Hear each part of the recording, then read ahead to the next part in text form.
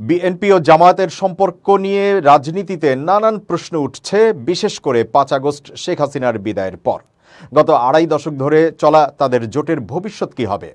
আসন্ন নির্বাচনে তারা একে অপরকে সমর্থন করবে নাকি পৃথকভাবে প্রার্থী দেবে, এ নিয়ে আলোচনাও চলছে। তবে দল দুটির শীর্ষ নেতারা নিজেদের মধ্যে কোনো বড় দ্বন্দ্বের কথা অস্বীকার করছেন। বিএনপির স্থায়ী কমিটির সদস্য সালাউদ্দিন আহমেদ বলেন, ফ্যাসিবাদ ও গণতন্ত্রের বিরুদ্ধে আমাদের ঐক্য ছিল, তা বজায় থাকবে।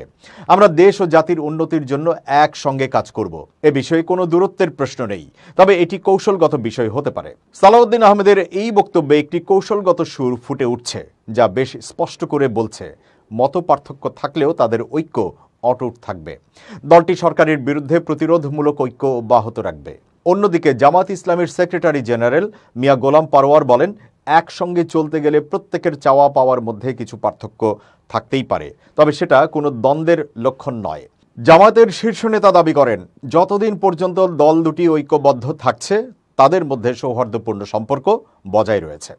জামায়াতের পক্ষ থেকে এই বক্তব্য ঐক্যের প্রতি আস্থার বহিঃপ্রকাশ, যেখানে পার্থক্য সত্ত্বেও দলটির একটি যৌথ লক্ষ্যকে সামনে রেখে এগোতে চায়। এখন প্রশ্ন হলো, আগামী নির্বাচনে বিএনপি ও জামায়াত আবারও একে অপরের সঙ্গে জোট গড়বে নাকি ২০২২ সালের পর সবকিছুই বদলে যাবে?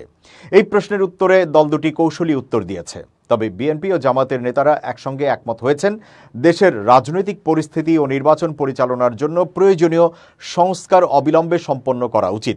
তাদের মতে দেশে সুষ্ঠু নির্বাচন আয়োজনের জন্য সংস্কার অত্যন্ত জরুরি। এক্ষেত্রে তারা উভয়ই একই মত পোষণ করেছেন। শেষমেশ বিএনপি ও জামাতের মধ্যে মতপার্থক্য থাকলেও তাদের সম্পর্কের মধ্যে কোনো বড় ধরনের দ্বন্দ্বের চিহ্ন নেই।